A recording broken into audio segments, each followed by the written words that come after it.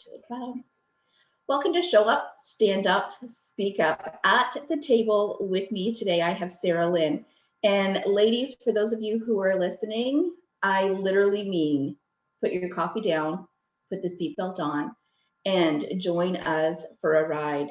Sarah Lynn is an author, a young author, and in full transparency, I found her on Facebook. Someone that I know had posted about the book that she had written, the book that has sold out. Sarah Lynn lives in North Vancouver, British Columbia, with her cat, Elliot. She grew up in Deep Cove, the firstborn in a set of triplets. And poetry is one of the passions that she enjoys while balancing the chaos and quiet in her mind. Walking, overthinking, playing soccer, crocheting, and eating ice cream right out of the tub. It's a girl after my own heart. Also make that list of passions. Sarah hopes to pursue a career in therapy and continues to write and study. Ladies, today we have with us a very brave young lady. Welcome, Sarah. Hi. I'm also going to preface that we're in two completely different time zones. So God bless, she has a cup of coffee in her hand, and it is 6 a.m. where she's at joining us. And Sarah has a brand new book out. She's a poet, recovery advocate, and an author. And the title of her book is In Repair, From Existing to Living, a Story in Poems. Why poems, Sarah?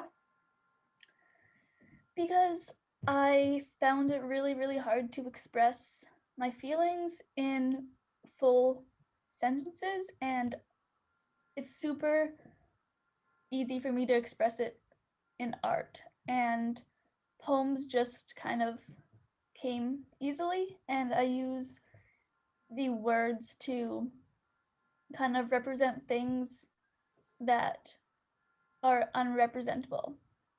I am going to share some of your work as we go through our conversation today. So the opening poem in Sarah's book goes as follows. The waves of pain come crashing in. With them, they take away my light. I can no longer see a future where the waves don't drown me. So I let myself get swept away, hoping that the depths of the abysmal ocean will match the color of my craving soul. What an opener. What an opener. And I would imagine that there's ladies who are listening right now who, especially that last line, match the color of my craving soul. They get you 100%. So I'm going to have you share a little bit about your backstory, if you would, so that the ladies know how this came about.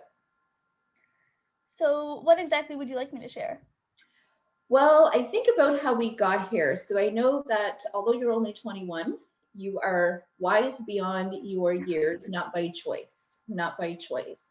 And as I read a little bit about you, I'm going to give a list of what you've had to combat so far.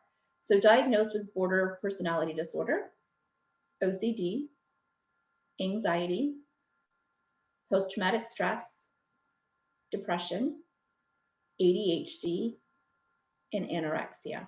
Yeah. And part of what you had prefaced is that kids can be cruel. Like kids can be really cruel. So I think that your struggles have started at a fairly early age. Yeah, I was a very sensitive kid, and I mean, most kids are sensitive. I think I was just highly sensitive, Mm. and I never really got the support and love from my parents that I needed. I don't blame them. They couldn't give it to me at the time, and they were going through their own issues, but it came out in seeking outside validation from teachers and friends and all of that. And as a kid, especially like as a triplet, we were all in the same class, in the same grade, the same age. We had the same friends, and it wasn't really something that was that great for me. I was an anxious kid, and like I said, kids can be cruel, and I think it's because they don't understand the consequences of of words and how they treat people, and which makes sense, right? But um, yeah, I was bullied as a kid. Um, I had severe attachment issues, so I would bring my favorite stuffy to school with me, and it's like I look back now and it's sweet, but it was not sweet as a like 12-year-old carrying around a stuffy at Mhm. school. So I got bullied for that, and I got bullied for being weird and being crazy and being just a lot of things. And my siblings would um, join in on that too, just because it's easy to want to fit in, and that was just easy for them. And I don't blame them because my parents couldn't give them the attention they needed either. And I kind of became the scapegoat for my family and my family's issues. And then I hit high school, and that was an interesting transition. It was I made a lot of new friends, which was good. My friends are my life, and they always have been since probably grade 10. But yeah, high school was hard. I grew up more, and I kind of realized the I kind of came to realize what is right and what is wrong, and how you should be treated and by your Mhm. parents. And um, my dad was not. He did his best, but he had a lot of anger issues, um, and that took a toll on me. And my mom tried to kind of mediate the relationship, and over time that just blew up, because I would stand up to him and he would get mad that I would stand up to him. And um, yeah, so he did some stuff happened um, with him, and he one day I kind of just stopped talking to him, and we lived in the same house for 2 years, and I didn't say a single word to him. Not Wow. literally not a single word for 2 years. Wow. Um, I'm going to touch on a couple of the points that you've made, if that's okay. yeah, So I think it's really important for the moms who are listening in right now that one, Sarah's only 21. A lot of what Sarah has gone through is still really new and fresh, and she's still really just beginning to live her dreams and her life. yeah, When she references in grade 10 that her friends are her life, like she was looking for outside validation. That oftentimes, and I know I'm guilty of this when my kids were that age, that if something wasn't going just the way that as a parent we thought it would, so we thought it was supposed to go, whether they were disobeying or they were ignoring the rules or whatever it was, our automatic reaction is to take all of that away from our children, is to do the grounding, is to keep them home and to keep them away from all of their friends. And when you just said that, a light bulb went off in my head. And what I'm thinking is that, oh my goodness, what a difference it would have been if I had have at least let one or two of those friends come into our home during that time of grounding or whatever it was, that my daughter and I will say would be the same. She was very vocal, and we butt heads at the best of times. And although I thought I was doing what I was supposed to be doing, I now, as you're saying this, can see that she was standing up for her rights and her convictions. And she was doing what she felt was in her best interest as well. And yeah, it's not neither one was right or wrong. We were both right in that moment. We were just at odds and couldn't see. So, parents, if you're seeing this right now, and perhaps you are struggling with your teenage daughter or your teenage son, God bless, it's just a part of growing up, that maybe if we're a little bit more bendable, maybe if we're a little bit more open to hearing and seeing what is going on in their life, that maybe just perhaps they can transition through that period. maybe what they need at this particular moment in time is their best friend sleeping over with them, somebody who understands and gets them, speaks their language, and feels their pain in a way that they feel it. And we just don't have the ability to do that.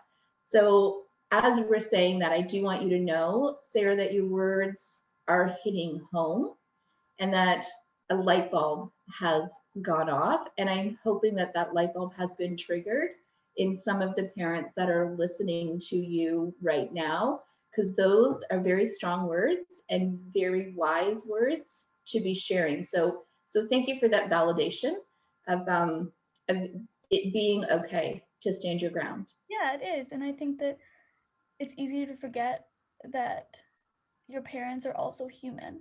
And it's easy for as a parent to forget that your kid is a kid and they don't see the world in the same way that you do. Mm-hmm. And I don't blame either of my parents, right? And I mean, I did for a long time, but yeah, your friends understand you on a different level. And I think part of that is because you can be super open and honest with your friends. And a lot of the time, parents want to protect their kids from their own pain and their own trauma. Um, but personally, I think the best thing that you can do is just be completely transparent and completely human with your kid, because at the end of the day, both of you are human. We are both human and we're both growing and learning at the same time. Yeah, Is exactly. that, Nobody knows how to parent. They yeah, have a and kid and then they our figure it children, out. we didn't get a handbook with our kids. So I have a son and a daughter, and neither one of them came with a handbook, and each of them are very, very different and needed to be parented in very different Yeah, ways. and that's interesting that you say that, because um that's true for me, and I'm a triplet. Like, me and my brother and my sister, we all have different temperaments, and we respond differently to my parents and how they parented us and how they disciplined us and all of that. And that needs to be talked about more, I think, as well, because something that my mom did that caused me trauma might not have caused my sister trauma. And I Mm-hmm. think I think that it's a good point to um, bring up. And I think that, yeah, I think that it's just that's interesting, and I'm glad you brought that up. And it's very valid that no matter how many children you have at home, each one of them will react very Mhm. differently. I know that one example that I can give is that if we were getting ready to go out and I would say, we're leaving at 1 o'clock, I could tell my son at quarter to one, okay, I'm ready, let's go. And he'd pop on his shoes and he would be fine. If I told my daughter that we were ready at quarter to one, she would be, no, you said 1 o'clock. It's not 1 o'clock and I'm not ready. I still have 15 minutes. But so for some of our children, they really need those time frames and they need you to hold true to what you said. So 1 o'clock is 1 o'clock. It's not 12:55, it's not 1:05, it's 1 o'clock. And some of your kids can roll with the punches. 12:45, 1:10, doesn't really matter. They're good. They're good to go. So it's being very mindful of all of the people that you have in your household. And that although something may resonate with one child, it may be a completely different story for another. And that's still valid. Yeah, I agree with you. And I was the last. I mean, I felt for years that I didn't meet my parents' expectations because I wasn't very good in school. I felt like I was a troublemaker. I felt like I wasn't good enough. And I felt like I didn't meet my parents' expectations. And I think that because I felt that way, I lived up to it in a way. And I also was not at all what my parents expected when they had a kid. And I think expectations to some extent are good, but I think as a parent, you have to let your kid be who they are and do what they want to do without imposing your own goals on them. Your own goals. That's perfect. I think you hit the nail on the head right there. that it's absolutely okay to have expectations of our children. I fully believe that. I have a 7-year-old grandson now, and I can tell you that we do have expectations. You know, part of those expectations are you do say please and thank you. You are polite, you are kind. There's certain things that are values to be instilled of your family expectations. Do I expect him to grow up to be a doctor or a lawyer? I don't. Would it be nice? From a society standpoint, of course, that's where you want your kids to go. And you want But your kid to succeed. you do, and we want them to succeed and be better than what we were. Yeah. But although our goals may have been to be that doctor or a lawyer or the professional hockey player or the professional athlete, whatever that may be, that doesn't necessarily ring true for the person that is receiving that. And Yeah. if the expectation that you're now setting is that, well, they're just a troublemaker, that they never abide by the rules, well, be careful of the expectations that you set. Because if that's the expectations, our children can certainly meet those expectations on a regular basis.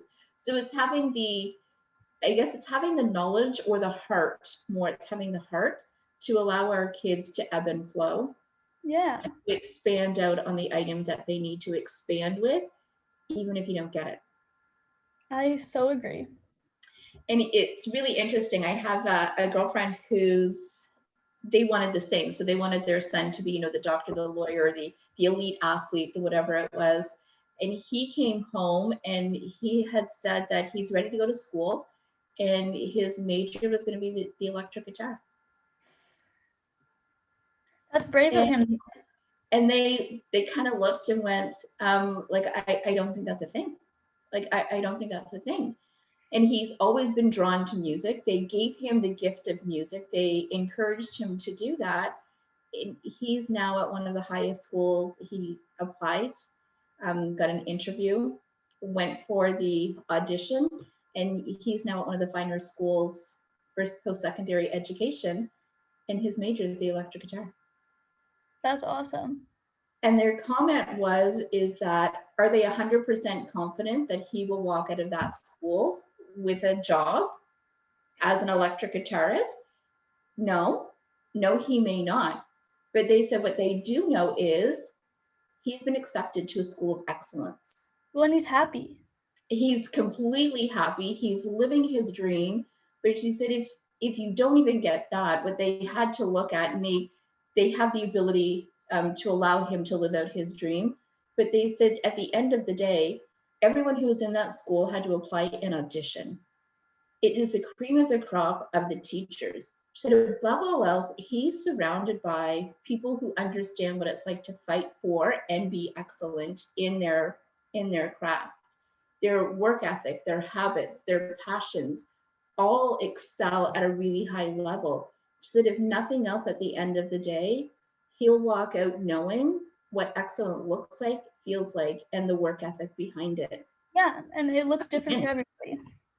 And totally different for everybody. So some of I don't want to give all of your story away because there is a book at the end of the day. And really what I want people to do is I want people to go into Amazon. So I'm going to tell you right now that the book is sold out. So congratulations, high five on that one. It's sold out in the blink of an eye, literally. It's like we saw the post and I don't even know if it was 24 hours later. It was less. It was I think it was about 13 hours, 14. It's crazy. So a lot of support that you have from all of your community, your friends. I mean, everyone is just rallied and championing behind you. And I do need a copy of the book. I actually need a few copies of the book. Yes. People that I know in my life who have been impacted by mental health, who have had struggles and continue to struggle.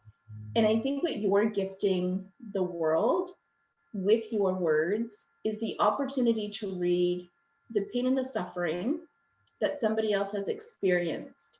And it's not that I'm overjoyed that you've been through that. Of course not, yeah. But I'm absolutely exhilarated that you had the audacity to put pen to paper and to put down exactly what you were feeling. Because I know as people pick up this book and they read it, that those words are going to lift off of that paper and resonate, and they are going to sit there. I am going to wager with a few tears shed, saying somebody gets me. And that's my only hope, honestly. And when I started writing, I didn't intend to write a book at all. I just did it because it was the best way for me to cope, and it was the best way for me to get all my feelings out and take a step back and look at them. And over the course of maybe 2 years, maybe less, I guess, but I just wrote, and I wrote whatever I felt, whatever I was going through, and I put it into a document, and I just kept them there. And actually, the people that I went to residential treatment with encouraged me to put them in a book, and I was like, oh no, no one's gonna read my book, it's fine. And finally I did, and then I met Diana, and through contact, some of my contacts, and I got it published. But my only hope for this book is that people read it and they feel understood, and people read it and they can relate to it, and they can put themselves in the shoes that I was in. And I like poetry because it's vague, but it's not vague. It's vague enough for you to take that poem and apply it to your own situation, to whatever you're going through.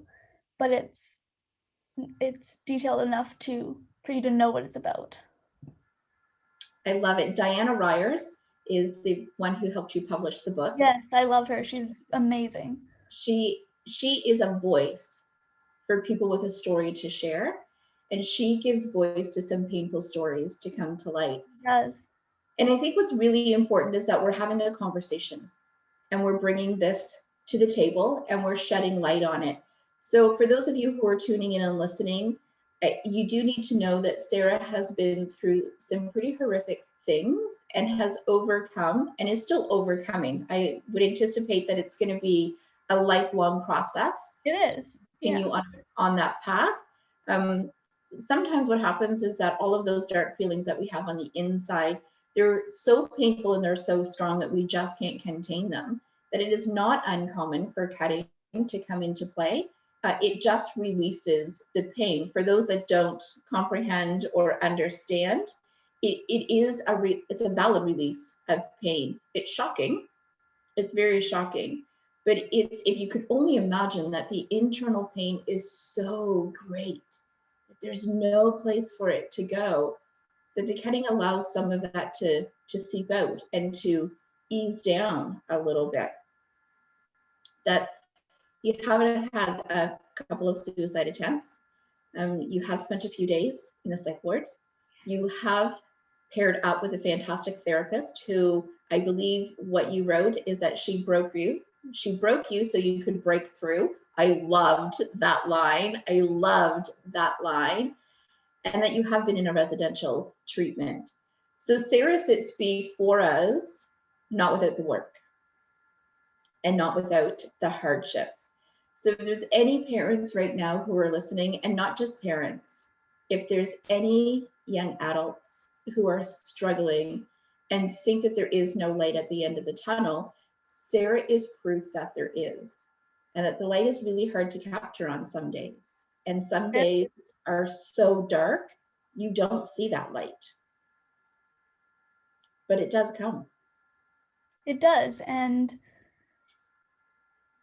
sometimes not for a long time, maybe even years, and that's okay. It's hard. It's really, really hard. And it's also worth it to keep going. And I think the main thing that got me through it was support and people that believed in me. I could not have done it by myself at all. No, and that is a very strong point that needs to be made, that if right now there's somebody in your life and you're battling what you think is an endless battle, don't give up hope on them, and don't give up fighting for them. That even on the days that you show up for them and they push you away, know that they hear you. and know that it is validated, perhaps not in the ways that you expect it to Or be want, yeah. or want. And I can tell you, I have been through, my daughter and I have had some push and pull, and there's some of those push and pull days that God bless. I wasn't sure if we would ever see the light of day.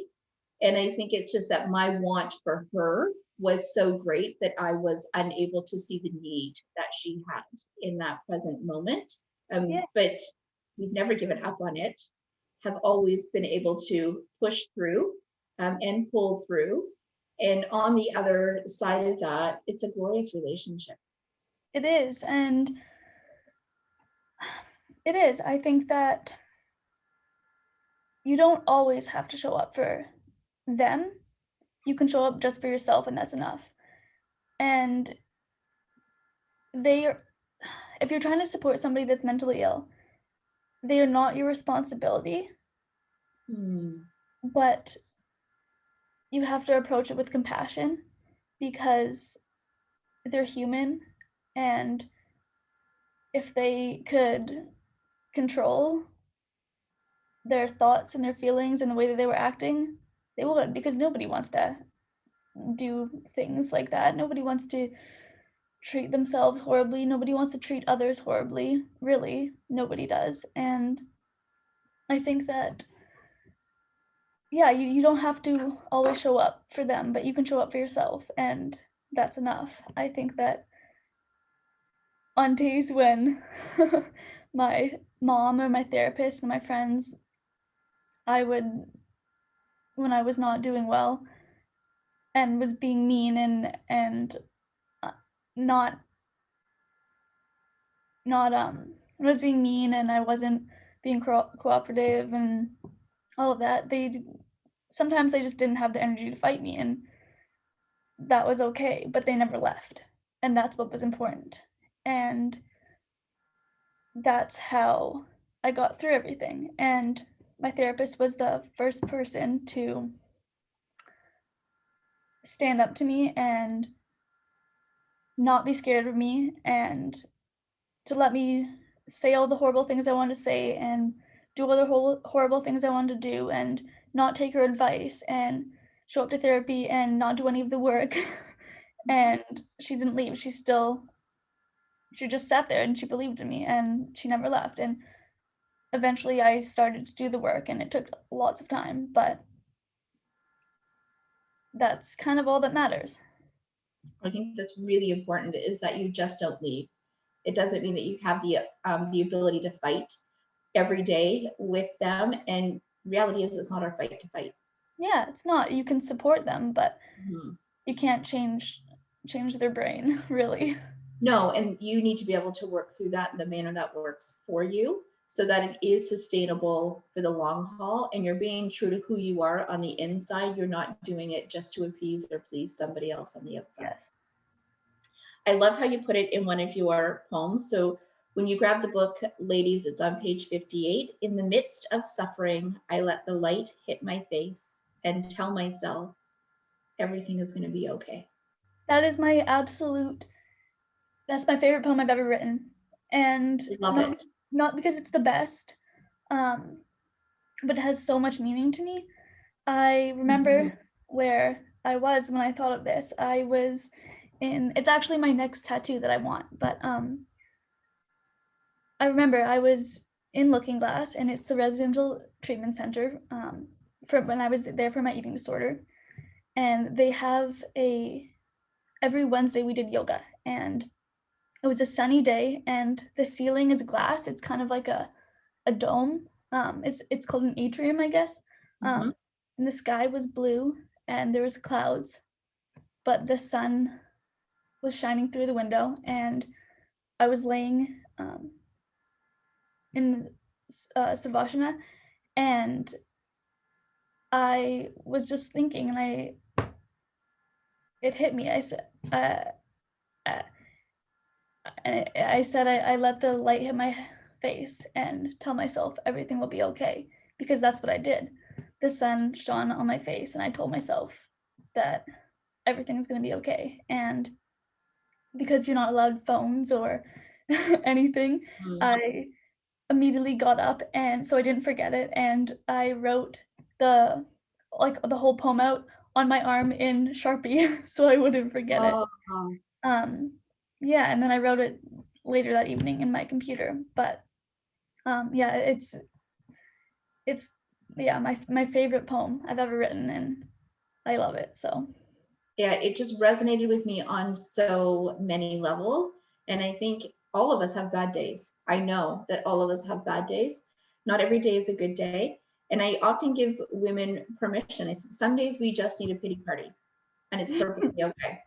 It's perfectly okay to stay in your pajamas, to make a hot chocolate and curl up with a book and do nothing all day long.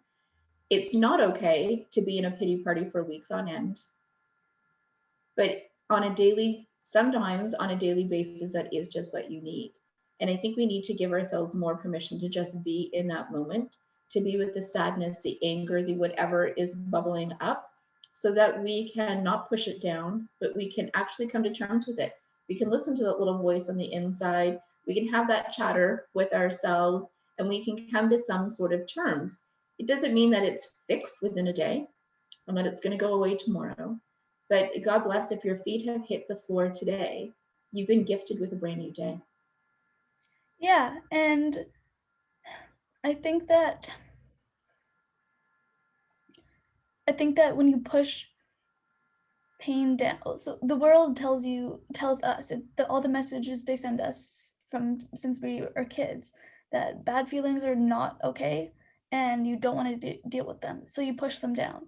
Mm-hmm. And when you push them down and you don't deal with them, eventually it's going to have to come out in other ways. And I mean, for me, it came out in cutting, in not eating, in binging and purging, in um, unsafe sex, in like a million, like so many ways. And because I wasn't dealing with anything that happened, and maybe my ways of dealing with them, the ways that they came out was extreme because I feel big feelings, and not everybody does, but it still comes out no matter who you are in ways that are not helpful, whether it's very harmful or just a little bit. I agree with you. And I do want to share just a little bit of your epilogue as we start to close out our conversation today. I believe that we should probably connect again and have many different conversations, because there's many aspects to your story, I believe, that need to be shared. I would love to talk about more. I would love to talk more about my um, journey with like anorexia and borderline personality disorder and like self-harm and all of that stuff. So I would love Yeah, that. there's so much that needs to be covered. I will tell you that Sarah is going to be showing up for a virtual book club for us. We will be posting the link for that. That obviously the encouragement is that you do grab the book, you read through the book, and you understand and hear where Sarah is coming from. And when we come together all in a Zoom room in one space, a safe space, there will be some really good intimate conversations that we will be having face to face. And there is no judgment, there is no shame, Never. there's nothing that we can't bring to the table. See, I firmly believe when we bring those topics to the table, it allows us to make them real and normal. Yeah, because they are normal. They're It's so normal. not talked about. Part of what Sarah shares is being alive seems so powerful to me now. It feels a little sweeter than before. I recognize that I can experience heartbreak, joy, fear, and hope all at the same time. Nothing is permanent. I cannot predict the future, and that is okay. What I failed to realize before was that I have a choice in everything. I can cry, feel deep emotion when a specific song comes on, set boundaries with others, and not feel guilty. Hallelujah on that one. And my anger doesn't last for weeks or days anymore. I want to experience all this world has to offer, whether it's extraordinarily wonderful or terrifyingly excruciating. And don't we all want that? Yeah. So ladies, what I wanted to do today was really just to give you the tip of the iceberg of all that Sarah has to offer. There is deeper conversations that need to be had. And I do believe that the best place to have those is in person. If you're a mom with a daughter that you just aren't connecting with on certain levels because you don't know how, I encourage you to get 2 copies of the book, one for you, one for her. Read the book together and have some honest conversations with no judgment at the end of it. However it makes you feel is okay, and however it makes her feel is okay. And when we can make all of that okay in a safe space, we allow our daughters the opportunity to grow, to feel pain, to feel imperfect, and to know that at the end of the day, they are loved, they are supported, and that they can get through it. And ladies, that's what Sarah shows us. It doesn't matter how old you are, the wisdom you bring to the table is invaluable. And although Sarah is only 21, she has lived 3, 4, 5 lifetimes already. And she is willing to show up for our daughters so that they know that it is okay to be perfectly imperfect in today's world with all of the feels that they are feeling. Sarah, you are extremely brave and courageous. And above all else, I believe that you are a gift. Thank you. I want to thank you for being open to sharing your story and open to coming to the table for future conversations. I would love it. My goal is to bring moms and daughters around the table via Zoom so that we can all work through this and build better relationships. Our families will be better, our communities will be better.